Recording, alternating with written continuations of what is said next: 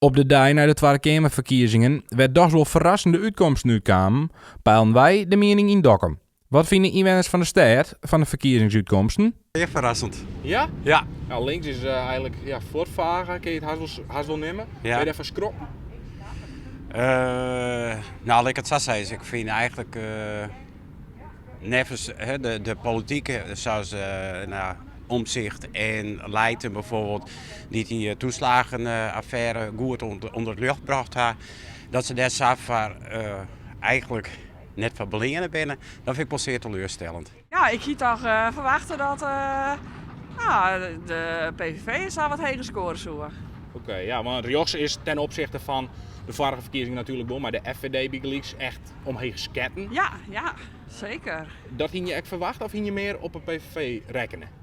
Ik hier er wel op rekenen dat het gebeuren zou. Ik ben er helemaal content mee. Ja? Ja. Want waarom ben je er dan content mee? Ik heb op onze premier gestemd, op Rutte. En je vindt dat hij dat goed doet? Ik vind dat hij het goed doet. Ik heb alle respect voor die man. En nou ja, hij is... Je zult maar eens kwasteren. Nou, ik word net graad aan.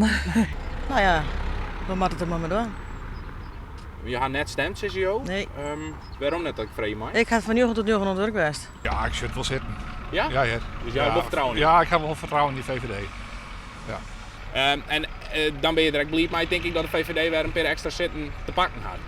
Ja, dat is prima. Ik vind wel dat ze het goed doen. Door de coronacrisis. Voor mij wel goed. Ik ben dan meer de rechtse man. Geen probleem mee. Hij wil juist een goede dag gewoon. Op zich wel, ja. Want, echt rug zeg ik net. Ja, links en rug, dat vind ik zo'n groot begrip op zich. VVD is dat je wil weer wat groter worden. Verbaast je dat dan ergens? Dat verbaast mij zeer zeker. Ja. En waarom?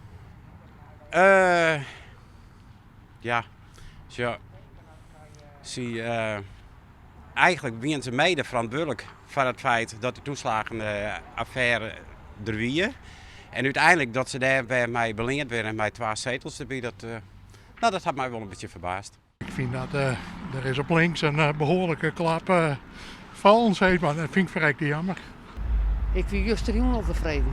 Ja? Ja. En waarom? Omdat mijn partij zo goed in het. Het is het mooiste dat ik wil weten. D66. CSK gaat het super dingen. Prachtig, zet verzinnen. En dan moet het weer mooi zien.